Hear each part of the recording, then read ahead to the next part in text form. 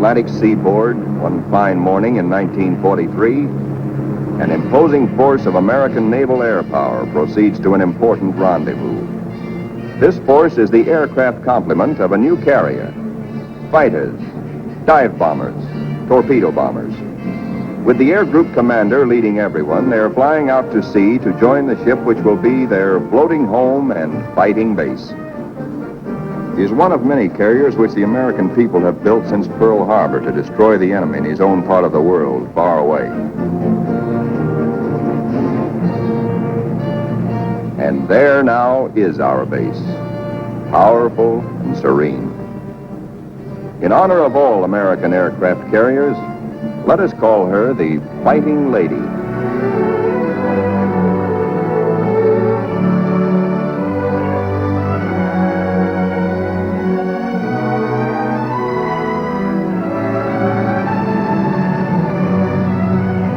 Against a good solid wind with their tail hooks down, our planes come into the broad flight deck of their new home.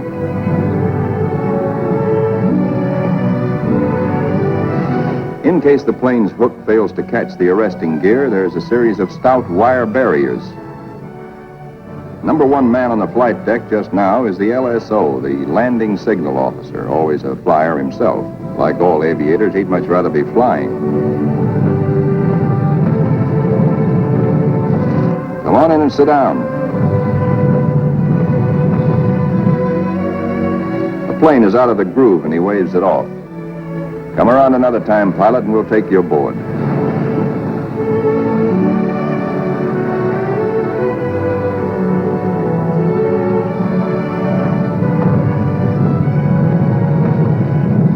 When planes land, they taxi quickly forward, out of the way.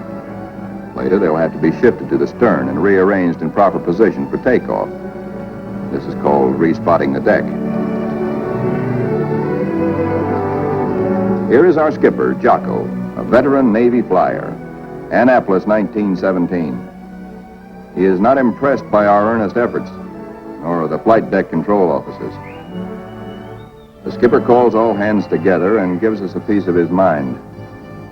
We'll never be ready for combat unless you flight deck crews learn right now to work as a team.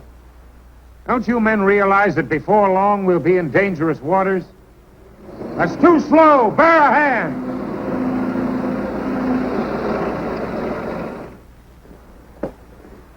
Watch out. Keep that wing clear.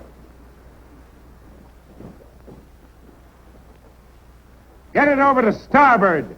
Way over to starboard. Come on, get the lead out of your pants. Now, this is the way your deck should look when you're ready for action. Our ship, our Fighting Lady, is enormous, wonderful, and strange to us. From stem to stern, the entire ship is a honeycomb of watertight and flame-proof compartments. Far below the waterline are engine rooms, fire rooms, fuel tanks, and magazines packed with enough assorted high explosives to blow us all to kingdom come. The hangar deck is like a gigantic tunnel, nearly 2 city blocks long and wide enough to house 4 freight trains abreast.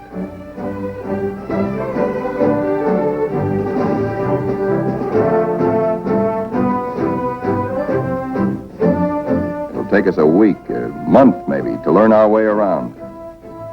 These new surroundings are as mysterious to us as they are cold and impersonal. Our Fighting Lady is like a huge floating cave, noisy and uncomfortable.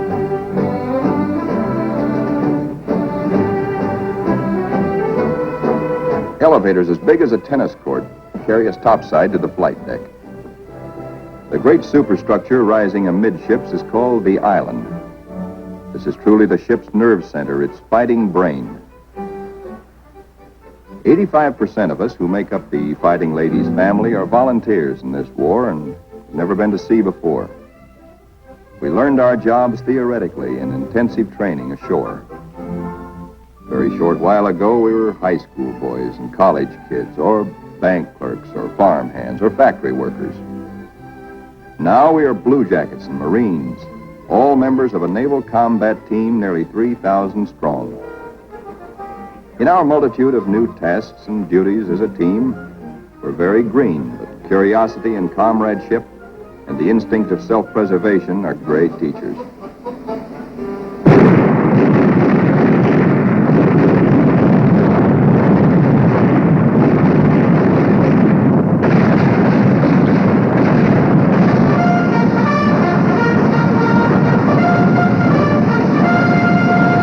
Some of us have to master the delicate and complicated instruments which control the fire of our 5-inch batteries, the guns that must defend the fighting lady when enemy dive bombers and torpedo planes attack.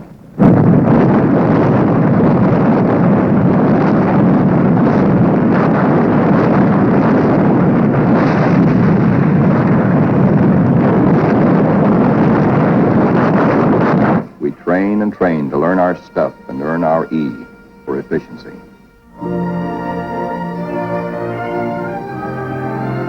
The Fighting Lady's destination is still a closely guarded secret. No one can hide the fact that we are entering tropical waters. Our ship seems more friendly and comfortable now. We greenhorns feel that a suntan will at least make us look like fighting sailors. Even our mascot, Scrappy, has been at sea longer than most of us.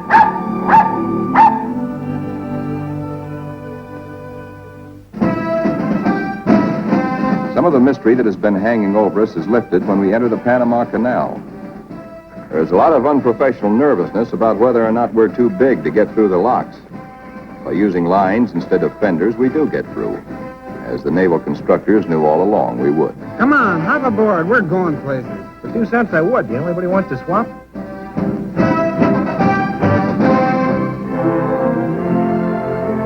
Now we stand out into the Pacific, and life aboard settles down into monotony. Here are our aircraft pilots, officers all. Ship's company call them the glamour boys. They are the men who fly and fight our planes. All the efforts of all the rest of us are concentrated on putting these people into the air and getting them back again. Most of us are hiding a certain amount of nervousness and anxiety, for many of us are Johnny-come-latelys. Reserve officers who only recently learned to fly at Corpus Christi and Jacksonville. Others among us are specialists who trained at Quonset Point, Rhode Island. Reserves are called by the regulars, in a friendly way, 90-day wonders. In return, the Annapolis regulars are called the trade school boys. But whether Quonset or Annapolis, all are bound together in the fraternity, the close fellowship of Navy men.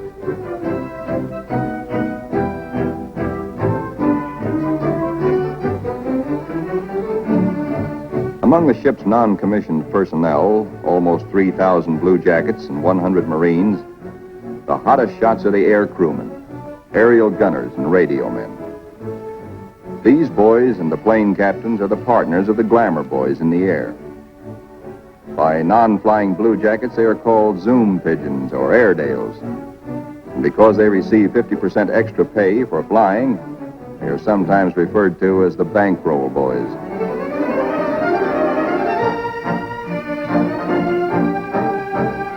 Everybody aboard ship backs up the flying group. This requires the efforts of all manner of people. Many of the jobs are far from glamorous. All the little tasks and services you find along Main Street must be performed by some members of our carrier's crew. For though the Fighting Lady is a powerful ship of war, she is also a sizable American community, whose population must be supplied with all the necessities and some of the comforts of home. Doc Sorensen, the pharmacist's mate, is just like a village druggist. And next door is our hospital called Sick Bay. It has only a few patients now, but soon it is to be filled with our wounded. Men like these who perform the humble jobs that make life aboard a fighting carrier more bearable, the barbers and the cobblers, are seldom mentioned in communiques. They all have a place in our fighting team. Weeks pass. Now we are far out into the Pacific, which is a very considerable body of water. Monotony shuts down on us between our duties. Guessing where we're bound is still our chief pastime. Will we put into Pearl? Are we going to Iron Bottom Bay? Or maybe even to the Aleutians? All such gossip and rumor are called scuttlebutt or drinking fountain conversation.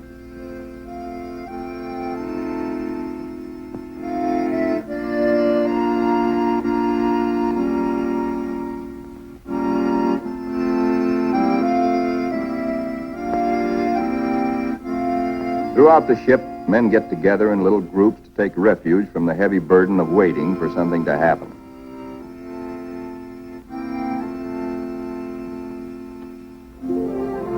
And then one day, out of nowhere, comes a fast fleet tanker, and we're refueled at sea. This tells us something. This tells us that we are not going to Pearl or any other land base for a long, long time.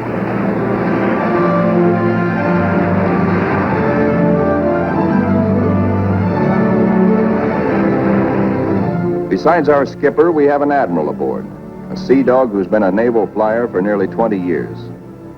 Until now, only these officers have known where we are to go. But now Jocko, our captain, confers with the air group commander and reveals the plan. The Fighting Lady has been ordered to make a strike. She will pass through waters where no carrier task force has ventured since the bloody Battle of Midway. Remember, this is 1943, long before we took the Marshall Islands. Weather studies are made, and though this is a daily routine, somehow the whole ship senses that something is about to happen. Even before the news is broadcast to all of us, there's a new tension and atmosphere of expectancy. And then we are told we have traveled more than 7,000 miles from Panama, so that tomorrow, August 30th, 1943, we can strike the Jap base at Marcus Island, deep within the enemy's ring of defenses.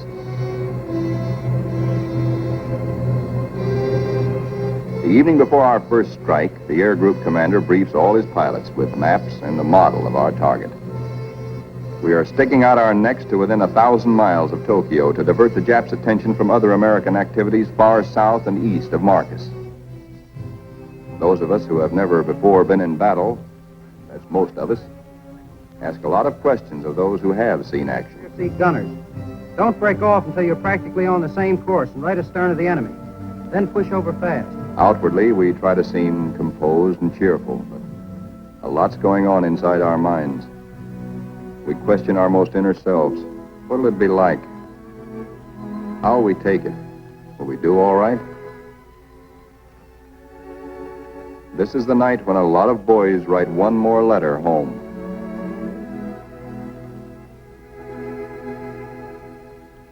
Among those playing acey-deucey in the wardroom is a chubby 23-year-old from Eureka Springs, Arkansas, Lieutenant E.T. Stover, nicknamed Smokey.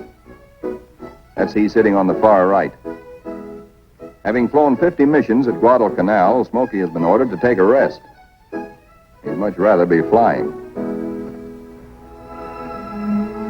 Before dark on the eve of battle, our planes are loaded with bombs and gas. So that each plane will be in its precise position for a speedy takeoff, we spot and respot our deck.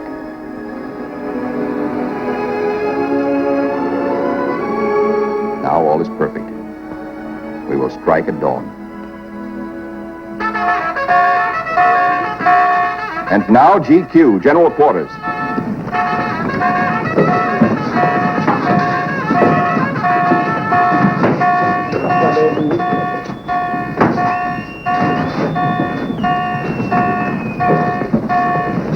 Every man on the ship goes to his battle station, his special place on the fighting team.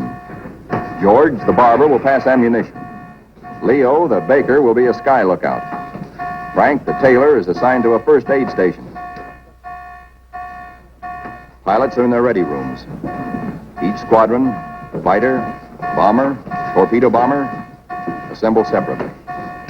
Flyers get into their flight gear and receive last-minute data and instructions.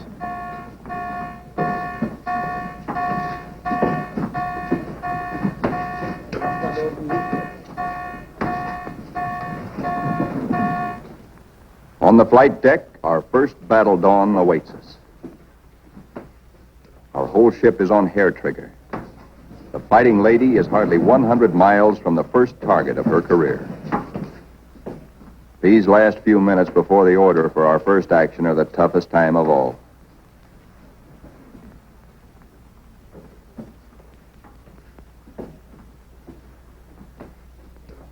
A wise man once said, "War is mostly waiting." We learn now what that can mean. At last the word comes. Pilots, man your planes. Ready room 3, roger. Pilots, man your planes.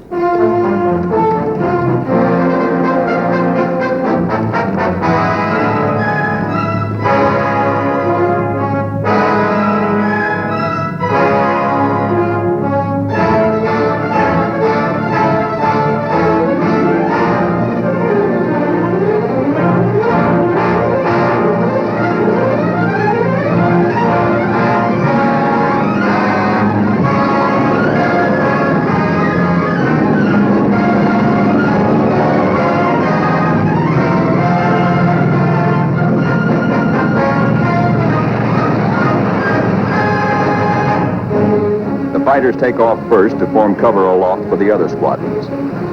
Then the bombers, heavy laden with destruction.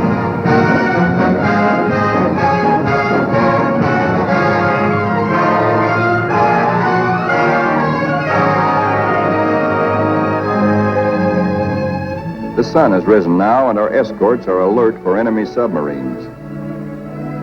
But the Fighting Lady steams boldly toward our target to lessen the distance for our planes when they return.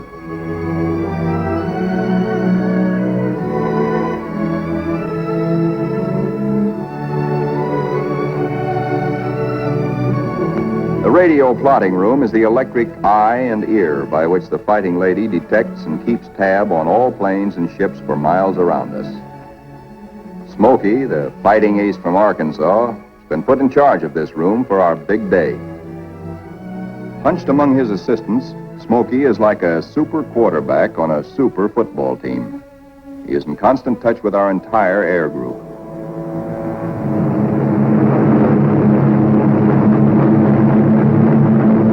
As our first fighters race in toward Marcus Island, they stay low, hoping to escape detection by the enemy's radar. Then they climb suddenly and dive.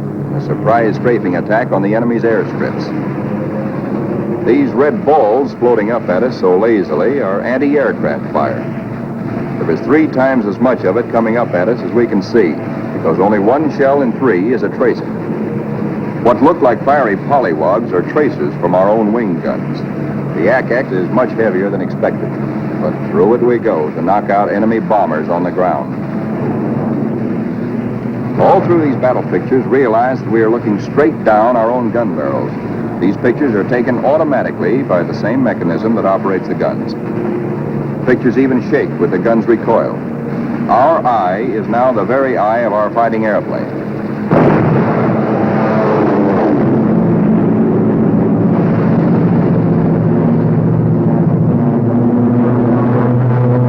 The enemy's picket boats and supply ships offshore are thoroughly strafed.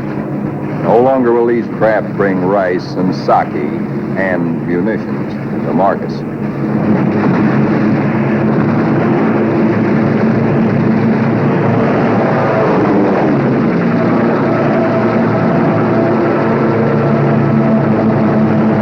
Our bombers flying higher see the island beginning to burn. A moment ago, it looked like a little jade trinket in a cobalt sea.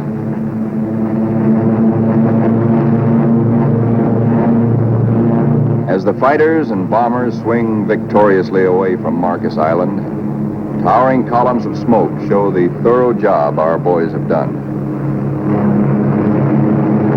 Back aboard ship, Smokey is tracking the flyers with care to be sure that none is missing and that no enemy planes are trying to follow them out to our Fighting Lady.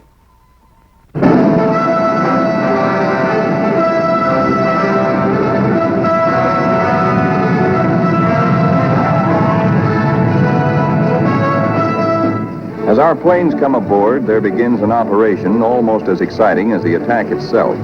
A ballet after battle, with the plane directors as dancing masters. The whirling propellers fill this scene with danger, but now our crews are trained and adept.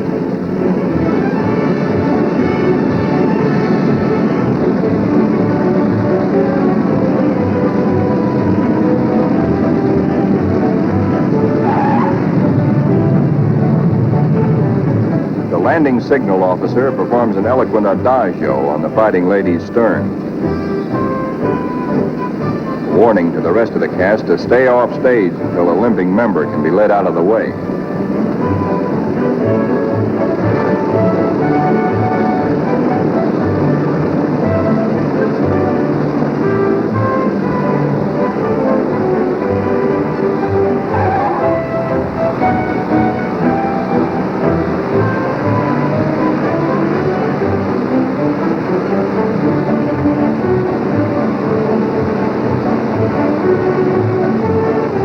pilots go below to report to their combat intelligence officers. They have hot news, good news.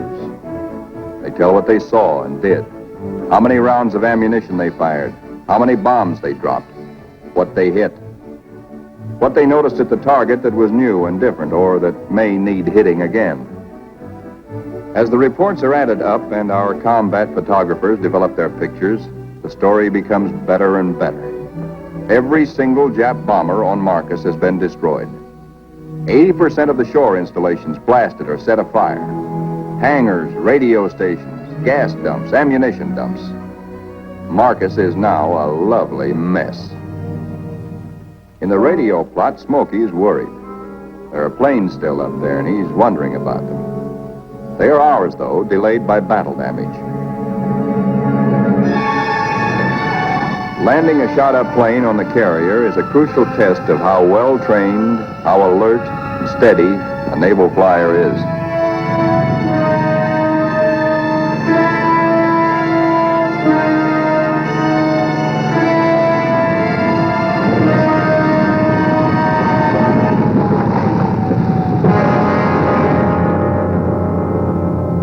The Fighting Lady now has met her enemy. In the wardroom, the pilots who this morning felt new and nervous now talk like veterans. We have been baptized by fire and have survived nicely. We of the Fighting Lady are growing up.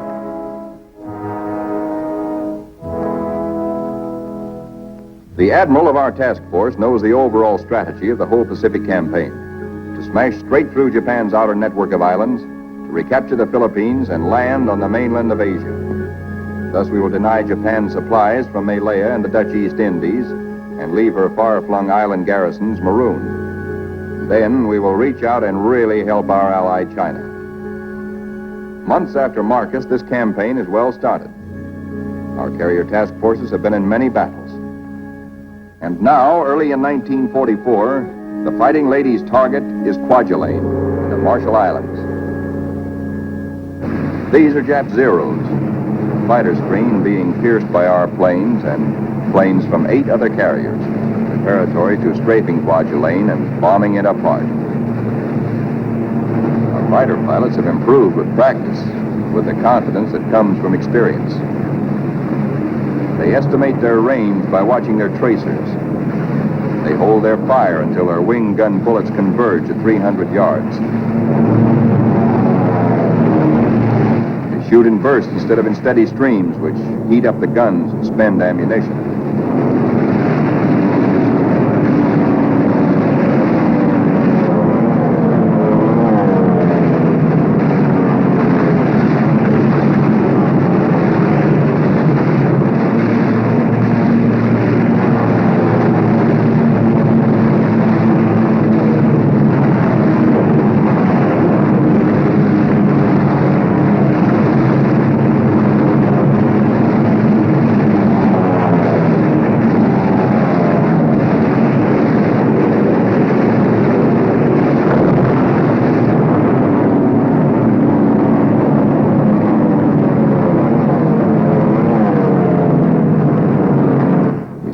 Kwajalein burning, very satisfactory.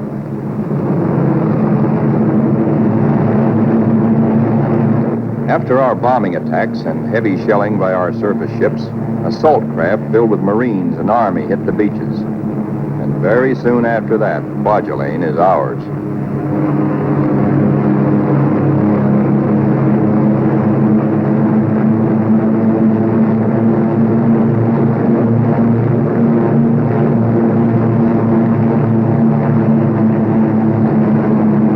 Right after Kwajalein, word comes to our admiral that at Truk, Japan's huge and secret naval fortress 1,400 miles to the west, there apparently are some heavy units of the Japanese battle fleet. Perhaps we can surprise them. Again, the Fighting Lady's squadron and squadrons from other carriers take off for combat. A lot of mouths are dry at the thought that our target is mighty Truk. The rear seat gunners look back at the Fighting Lady, wondering when and if they will ever return to her.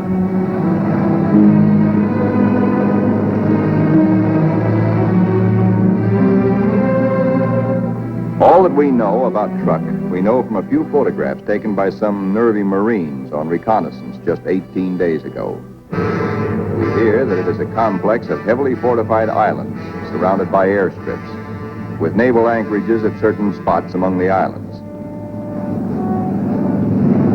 For the next 2 days, more than 1,000 of our carrier-based planes are going to sweep in on Truck in relays.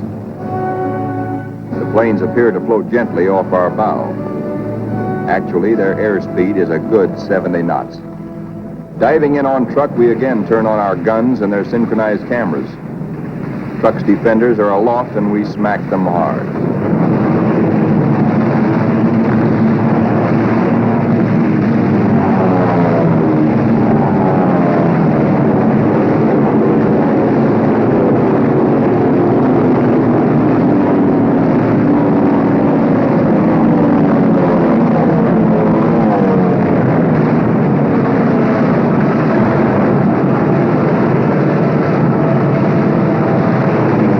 Hearts that were in men's mouths before this strike began now settle back into place and are singing once more. There's something really grand, something historic about diving in here on this place which Japan has been building and guarding jealously from all but Japanese eyes for 20 years. We dive right in low and take a good look at fighter strips, bomber bases, seaplane ramps.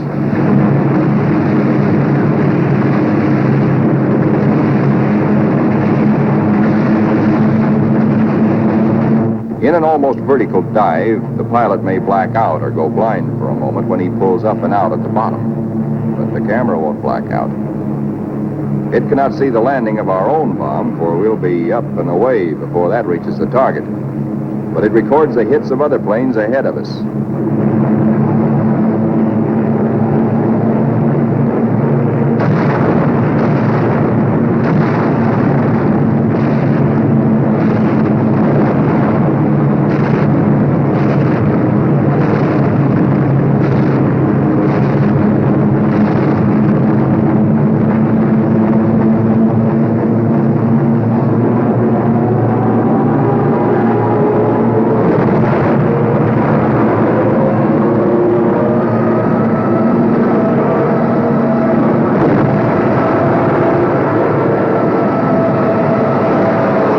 Hope to find the Jap fleet here, but most of it's gone.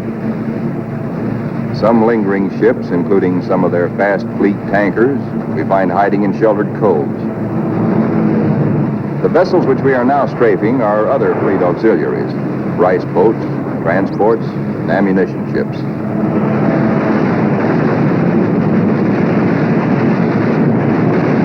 With bursts of 50 caliber incendiaries and armor-piercing slugs, we set them on fire, rip them open, often wide enough to sink.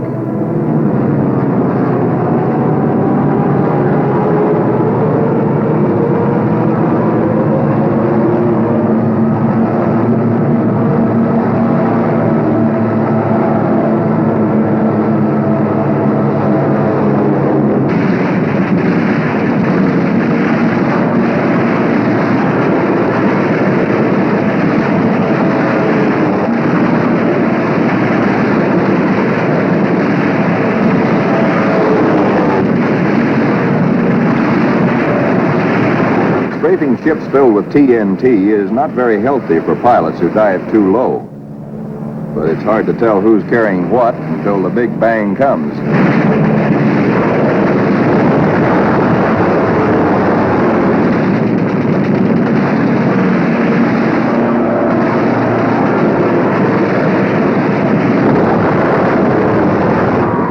Returning to the deck at 130 miles an hour with a flap shot away, all a pilot can hope to save is his own skin.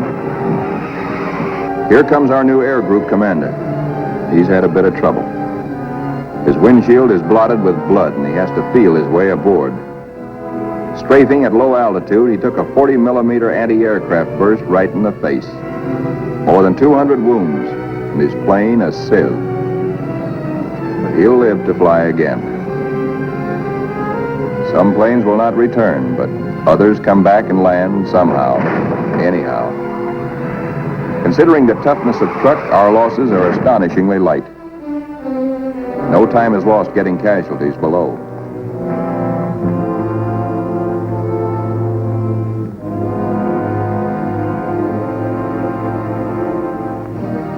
It's a long way from Truk to our secret rendezvous in the Marshall Islands. Someday it can be told just where this is. Actually, it is a magnificent new fleet anchorage, an advanced naval base, which we have taken from the Japs and made secure. Now, for the first time, we, who have been operating as separate, relatively small task forces, see assembled the enormous mass of naval power. Over 1 million tons of American fighting steel. New carriers, new battleships, new cruisers and fleet auxiliaries in an amount which Japan could never conceive, let alone produce.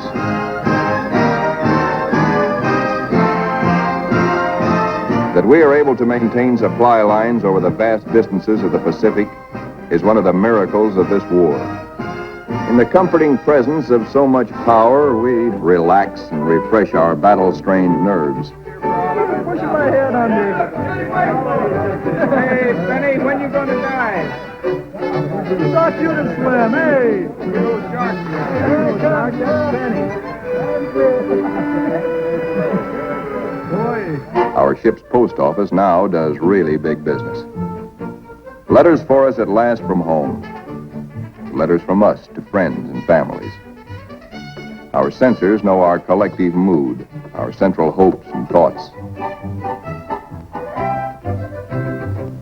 The stuff is really getting out here now. I can't tell you much about it, but oh boy. And the more we get, well, the sooner I'll be seeing you. All hands are called together. Our old skipper, Jocko, has been promoted admiral. Our new one's name is Dixie. Men, as soon as I finish talking, we are getting underway.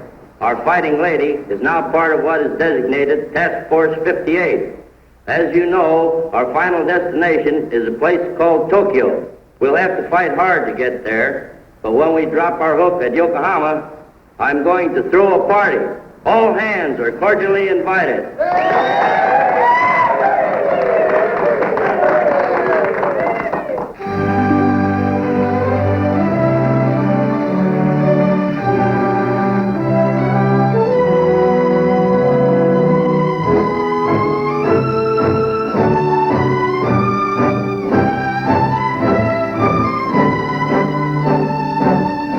Our task forces are built compactly now around carriers like ourselves with speedy new battle wagons at our side.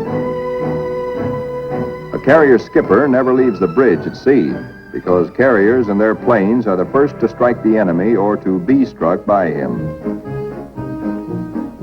Our aircraft pilots are constantly on call, for despite the mass of power spread out around us, these are still dangerous waters. Our pilots know this all too well, but it doesn't worry them now, for they're seasoned. They know how. There are a lot of new faces among us, but most of these men, too, have been in action. At places like Hollandia, Mille, Jaluit, Palau, Rabaul, Wake, Maloelap. Our rear seat gunners and radio men are old hands now. Some of their faces are different, too, because there have been replacements. A lot of them have been made commissioned officers. There's a saying in the Navy that you never learn to love a carrier until she gets hurt. Well, perhaps we don't really love our fighting lady, but we've become mighty fond of her and almost comfortable, almost at home.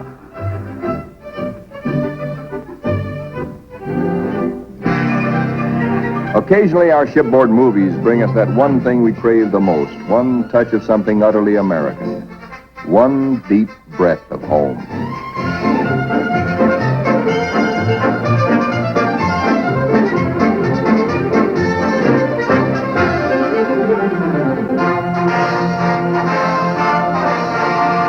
Like Jocko, our new skipper, Dixie, is an old hell-diving Navy pilot. In their battle caps, he and Admiral Mitcher look like big league baseball managers.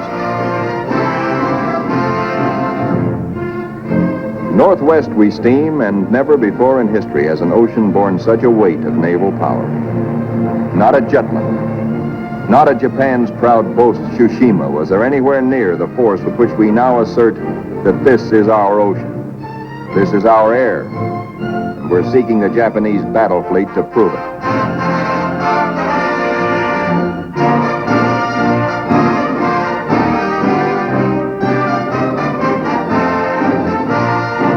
With our cruisers and our biggest new battle wagons present, we are strong enough to hope, really to hope, that we may provoke the Japanese fleet into accepting a fight.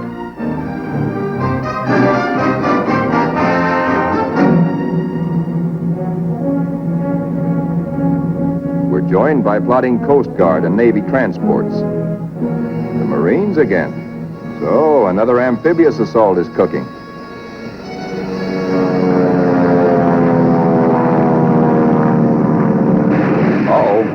Our patrols have spotted an enemy search plane and are after her. She's a big bird. A 20-ton, four-motored Kawanishi seaplane, the kind we call Emily's.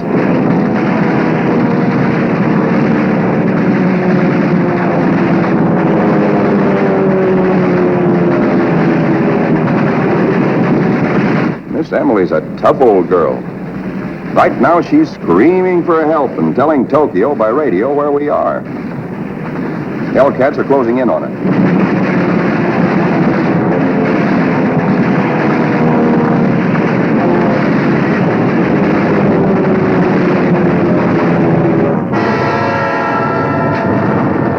So long, Emily.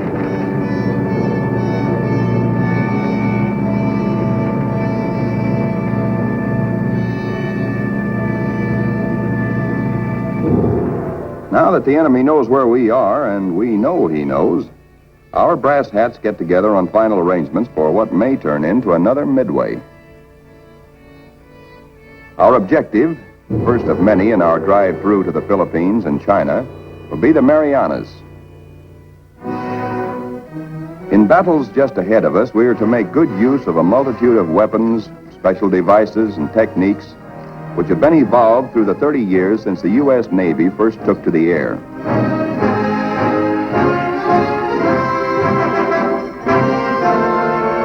Not only did our naval flyers create the aircraft carrier itself, but it was they who devised the torpedo plane and invented and perfected dive bombing.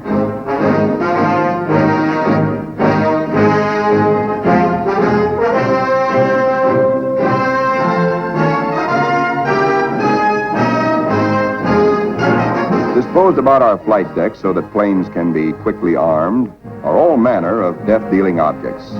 500, 1,000, and 2,000-pound bombs. We have torpedoes and incendiaries, and the kind of anti-personnel bombs we call daisy cutters.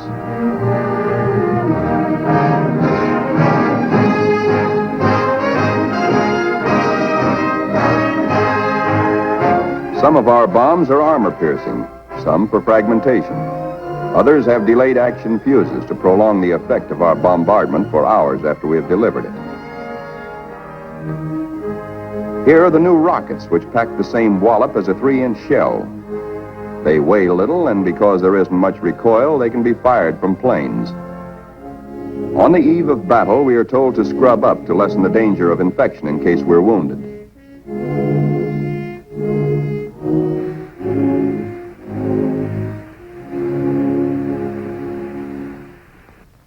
As well as our bodies, most of us prepare our souls.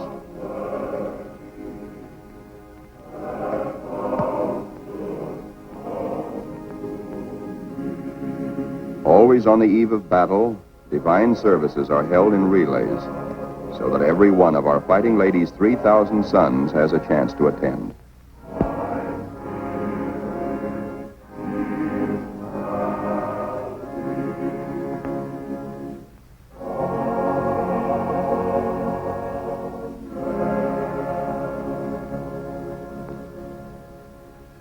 As the eve before battle lengthens, there is the usual waiting. Again, we're reminded that war is mostly waiting.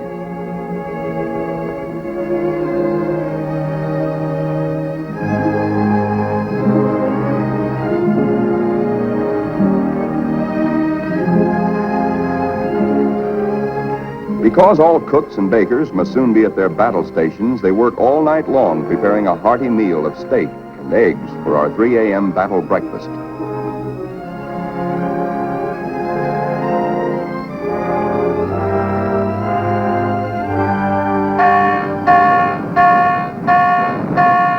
We are being attacked.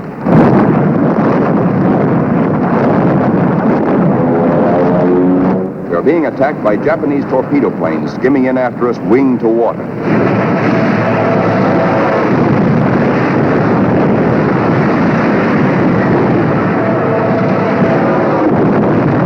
All they want is one hit on our flight deck.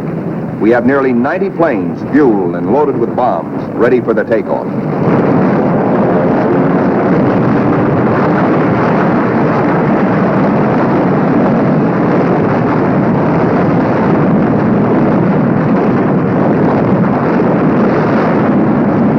Each patch of flame is a burning Jap.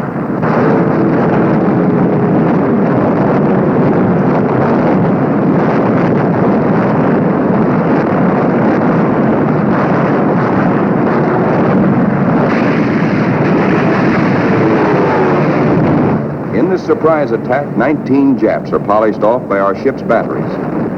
Not a single carrier is hit. We have been fortunate. So now commences another major moment in the fighting lady's career. Flight quarters sounds. In this modern warfare, the young plane captains are to their pilots what squires were to armored knights of old. In this operation, typical of many more to come, a lot of other fighting ladies will be involved. Nearly 2,000 carrier-based planes, all of them attacking in air groups like our own.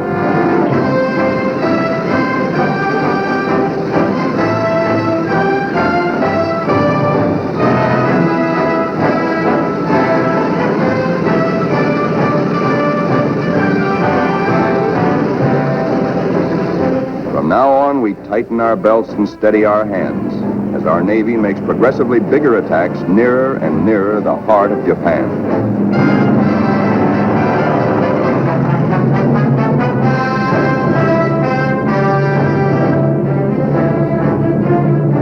At his post and radio plot, tracking down enemy planes and cursing the luck that keeps him out of the air, Smokey chafes at being grounded on a day like this, especially when targets are juicy ones.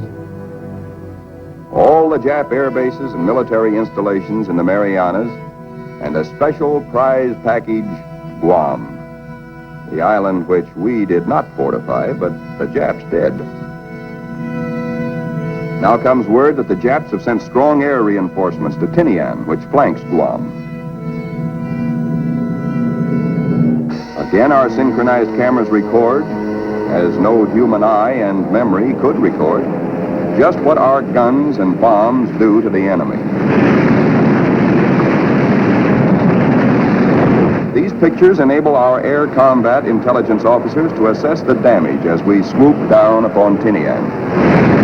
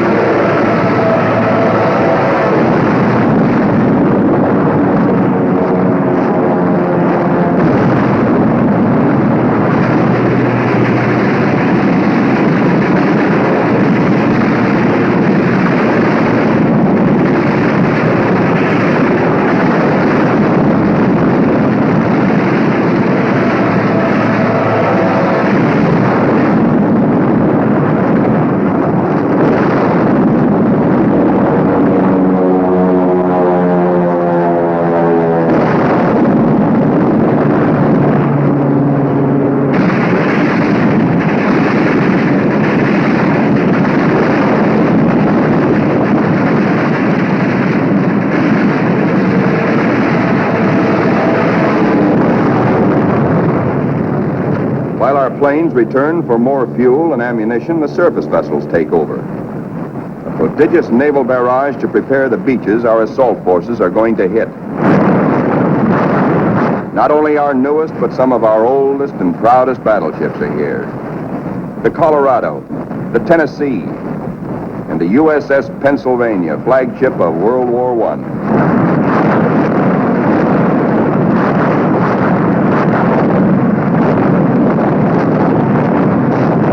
Winging home to the Fighting Lady, several of our planes, crippled, make a game attempt to land. Now is when the landing signal officer must judge not only the speed, but estimate the battle damage of planes like these.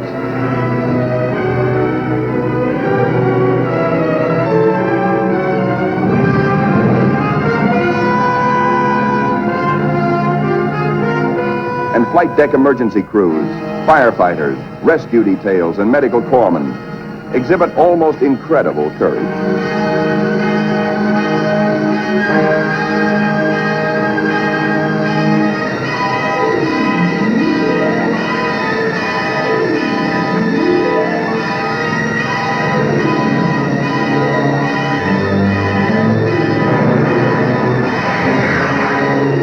The pilot of a torpedo plane has been unable to release his load of incendiaries.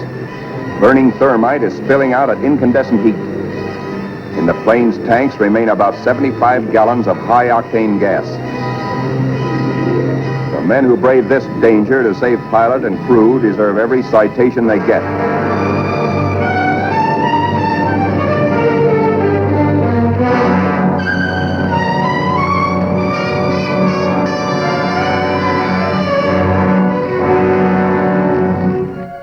In the ready rooms, intelligence officers question battle-weary pilots. What did you see? Any Jap carriers in sight? Are you sure they were carrier-based planes? Then from radio plot comes uncomfortable news. Torpedo planes and dive bombers from enemy aircraft carriers are approaching. All hands, man your battle stations. To our engine room go orders for flank speed, which is a few knots faster than full speed, in case we need to take evasive action. All boilers are lighted to let the Fighting Lady outdo herself if necessary. The engine room people turn on the heat, and the propeller shafts churn like fate in their alleys.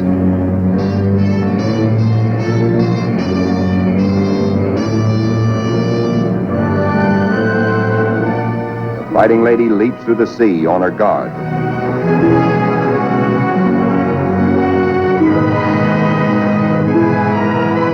Skipper Dixie gears himself for action, and so does wise old Scrappy.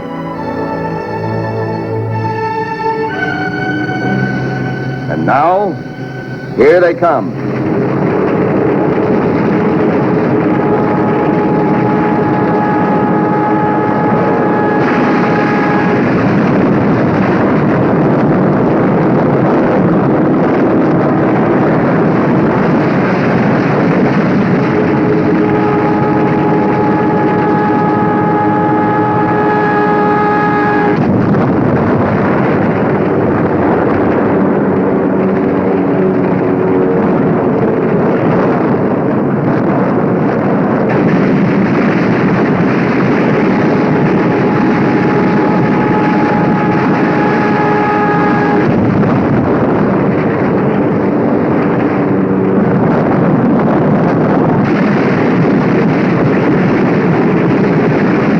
Jap Jill, torpedo bomber, miraculously keeps coming through our wall of flak.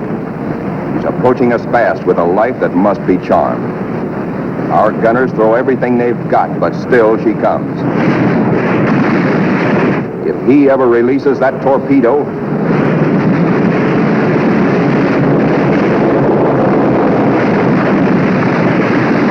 she missed us. Either the pilot was already dead or his release gear jammed. Smokey, the pride of Arkansas, hears about that one, he almost takes off.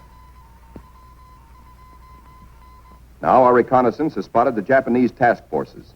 This is the moment we've been fighting and praying for.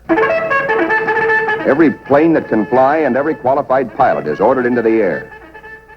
At last, Smokey gets his chance to fly again. Pilots, man your planes. Pilots, man your planes.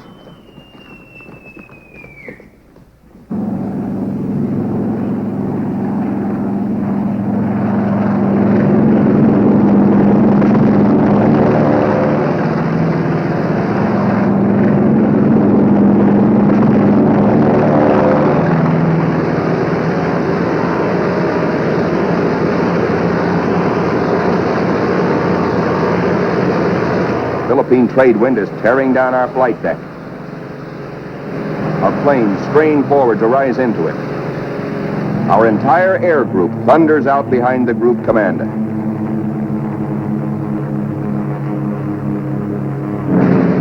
Now our fighters run into a swarm of Jap fighters, mostly Zeros, sent up to intercept our attack on the Japanese fleet. A mad aerial scramble begins, which the boys to this day still call the Marianas Turkey Shoot. 369 Jap planes are shot down in this single day, to our loss of 22. Japanese plane makers have sacrificed strength and firepower for agility.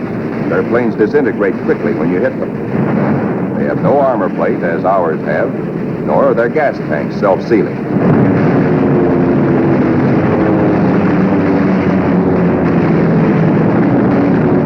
Little monkeys are fancy flyers. They think aerobatics can win dogfights, whereas we believe in smooth flying and careful shooting.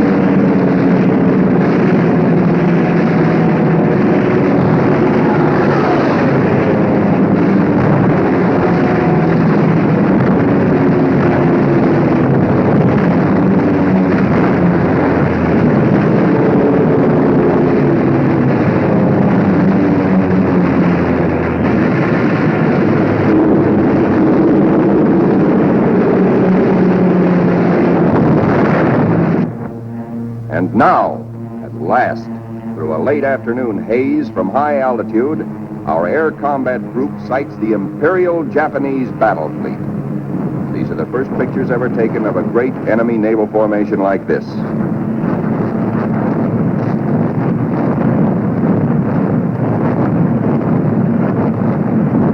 There it is, that Imperial fleet, crawling around below us in violent evasive action.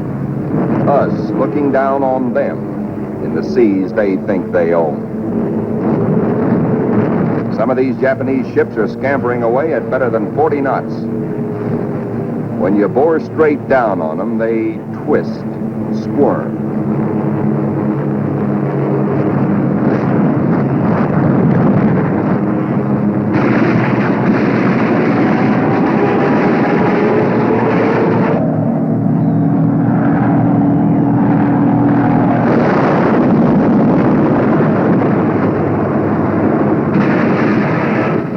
A big destroyer at the bow, hoping to shoot out his bridge, and he shoots back plenty.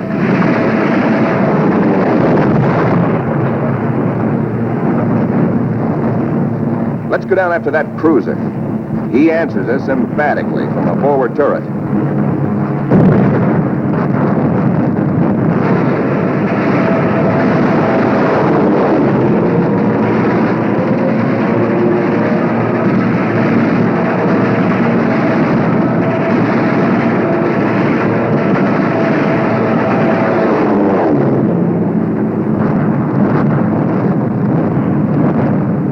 Now a 25,000-ton Jap carrier of the Hayataka class is going to get it. Watch 5 o'clock in the camera, the lower right-hand corner of the screen. This big flat top gets it where the turkey got the axe.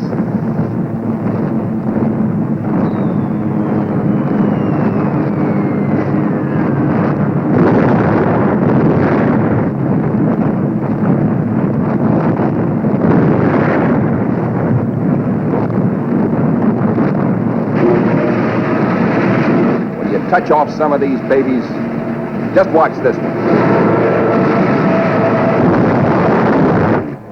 And now we come home from the Battle of the Philippine Sea. 17 Jap warships have been sunk or severely damaged. Several of our returning planes have been badly shot up. A dive bomber comes in out of gas. He pulls off to starboard, but noses over because his wheels are down.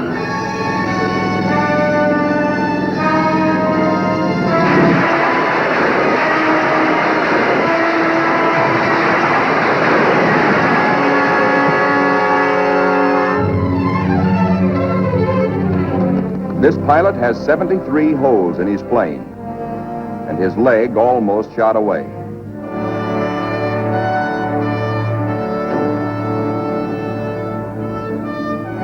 To clear the deck for other planes, number 30, badly damaged, is jettisoned, given the deep 6.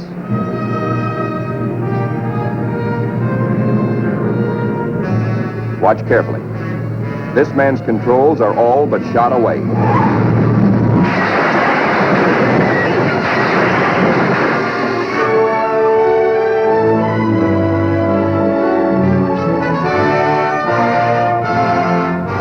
He steps out of it, smiling.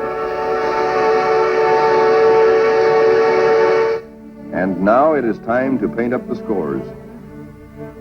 On this fine morning, just a year after being commissioned, the Fighting Lady is beginning to look like a stamp album.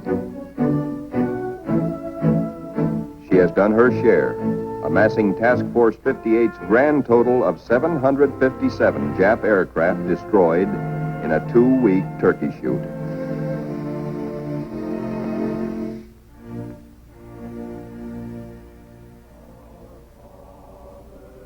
But there's another score to add up. Our own casualties. Quite a few faces are no longer with us on the Fighting Lady. Among them, Lieutenant Commander Upson, skipper of our torpedo squadron. Lieutenant Pappy Condit. Lieutenant John Meehan. And that fightingest gentleman, Lieutenant Smokey Stover. Yes, Smokey's missing too.